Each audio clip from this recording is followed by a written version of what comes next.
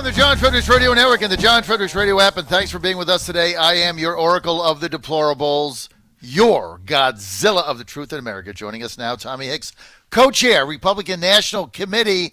Tommy, becoming a regular on the John Fredericks Show. Tommy, a frequent visitor of Virginia, like me, says we're in play, we're going to win. Tommy, great to have you, man. How you doing, John? Never better. Love the president's statement yesterday. Says you really don't have anything to fear with this virus. Don't let it dominate your life. Go forward and live. Be happy. Thought that was fantastic. Tommy, big development yesterday. I want to get right to it. RNC very involved in these lawsuits. You guys won a big victory yesterday in South Carolina, where the Supreme Court ruled that the Democrats tried to change the rule where you can do a mail-in ballot without a witness. And the Supreme Court ruled yesterday, said, no, you're not going to be able to change that. They've had that for a while. It's worked for them, and there's no reason to change it. So you got a favorable ruling there. And again, I get back to the fact that why do the Democrats want to keep weakening every possible way to ensure that ballots have integrity and they can be verified? The fact that you have to have somebody witness your signature, I mean, are you telling me that you don't know anybody in your whole world that could sit there and simply be a witness? This isn't like it's a notary. It's simply a witness. Well, it was a big victory for election integrity, and we're fighting very hard. I think we have over 40 lawsuits going on around the country to make sure that your vote counts. You get one vote as a citizen of the United States. And it's absolutely critical that we keep that fight going. And by the way, love to encourage your listeners to volunteer. Go to armyfortrump.com and volunteer to be a poll watcher. It's really important that we get out there and make sure we protect your voter integrity. So if we go to armyfortrump.com, that's where you can sign up to be a poll watcher. Armyfortrump.com. Absolutely. Tommy? I tell you what, see, that is so critical because the only way the Democrats win is by stealing the elections. I want to talk about this for a second, Tommy Hicks, co-chair, Republican National Committee. So when you say you want a poll watcher, like if I get involved in that, it's something I haven't done in the past. Number one, you get paid for it. Not a lot, but you do get paid. Number two, what do you actually have to do? Explain that. And we have the resources to go train people all around the country, people who want to go volunteer and do this. And you can go to armyfortrump.com and figure out exactly how to sign up. You don't have to be a lawyer to do this. It's easy to train the American people to do this, and it's critically important as we evaluate the election integrity. And so basically, we just want to be sure we have enough poll watchers to be sure that people that are voting are verified and they do have the ability to vote. They're not cheating or double voting or things of that stuff, right? You're absolutely right. And we're asking people to do sign up for that. And there are certain areas of the country where we have too many volunteers, but we still need to get people out there across the board, all across the country. John Fredericks Radio Network with Tommy Hicks, Republican National Committee co-chairman. Tommy, I want to get to the post-game day, what we're calling now post-game day. Game day, November 3rd, we expect the president to roll up a pretty big victory. Then the mail-in ballots start to come. That's where a majority of Democratic voters are going to be. But a lot of these ballots, people now questioning, people are getting ballots mailed to them that people are dead, haven't been there in a while, moved, people getting duplicate ballots. So we know there's going to be some fraud. Is the Republican National Committee, do we have enough lawyers to be able, in this counting in these states, to be able to challenge anything that is not readily verifiable? Absolutely, we do. And what we're doing right now is going out around the country.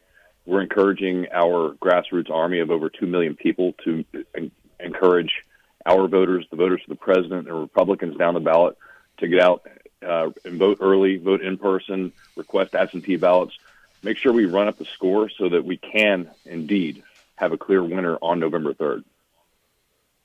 Right, because the biggest thing is we have to have a huge lead on game day because we know these ballots are going to come in, but then they're going to be challenged. And, of course, I've been going around the United States talking about the great blue steel and what the Democrats plan to do in these ballot harvesting, things of that. Let me just ask you a question. I'm trying to get somebody to answer me this. Why do we need ballot drop-off boxes? Why do we need that? If you're getting a ballot in the mail, that means you have a mailbox. Otherwise, you wouldn't get it in the mail, right? Stands to reason you got to have a mailbox. If you got a mail, I haven't gone to the post office to mail anything other than a package probably in 2 decades because I simply want to, even if it's at my studio, we go out, we put the flag up, we put the mail in the mailbox, the mailman takes it, and that's the end of it.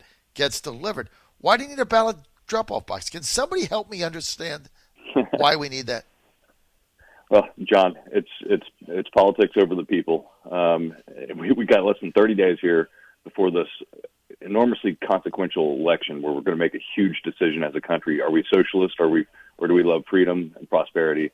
And just want to encourage your listeners to get out there, make sure you get your vote counted. And, we're really excited about things. I mean, we have some great candidates in Virginia running for Congress. Virginia's in play. So we're really enthusiastic about our outcome. The times that you've been to Virginia, have you been surprised with the level of reception and enthusiasm that we've had, Tommy? Oh, it's been amazing. And it solidifies my belief that Virginia is actually red. People in Virginia care about their Second Amendment. They care about their Bill of Rights. They're going to show up and vote en masse for the president and for Republicans down the ballot. I asked Mark Lutter about this a little bit earlier. The media reporting that the Trump campaign is very short right now on cash. What's your finance plan here for the final month? How do we write that? We are in great shape. We've got a war chest. And in this business, you can never raise too much money. So we're going to keep raising money. Mm-hmm. The president's been, because of the virus, taken off the playing field for this week. But we're still out there making phone calls, doing grassroots fundraising. It's amazing to think about. The average donation for this president is like $38. That shows an incredible support from the grassroots, and those are people who are going to show up and vote for the president and for Republicans. And it keeps coming in. There's a lot of enthusiasm behind the president.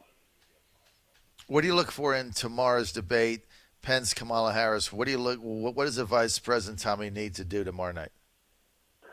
So excited to watch the Vice President debate the most liberal senator in the United States Senate. I think we're going to, continue to show exactly what the vision is for the next 4 years, creating 10 million jobs in the first 10 months of our second term, more tax cuts.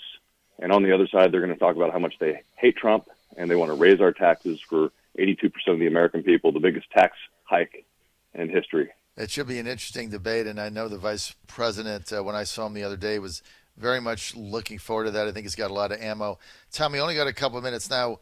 You're from Texas, right? Yes, sir. Where? I'm from Dallas, Texas. It's a great place, very similar to Virginia. It's a very red state. Are you an Astros fan or a Rangers fan? I'm a Rangers fan and a Stars fan. Oh, We screw lost the Rangers. Stanley Cup last week. Yeah. Screw the Rangers. The only thing I like about the Rangers is when the Astros get in the World Series, they'll be playing at your new stadium in Dallas. I'm looking forward to that. I'm a lifelong Astro fan. Screw the Rangers. And the Astros just beat the A's yesterday. Tommy, they're on a roll. Be careful what you wish for. They just got hot. They're going to sweep the A's. They're going to get back in the World Series. They're going to Dallas at Globe Life Field, and they're going to beat the Yankees or Tampa. And I can't wait to see it. It's going to be so much fun. Astros. I will be an Astros fan. Shock with you the world. All right, man. Because I hate because I hate everybody in baseball. I'm a baseball hater. I like my team. I hate everybody else. Hate the stadiums. Hate their beer. Hate their managers, general managers. Hate their farm teams. Hate them all except my team. They're going to win the whole thing. Tommy, they're going to win, and Trump's going to carry Virginia. That's my daily double. From your lips to God's ears. God bless you. Tommy Hicks, thanks for being with us. John Fredericks Radio Network, Tommy Hicks, co-chair, RNC.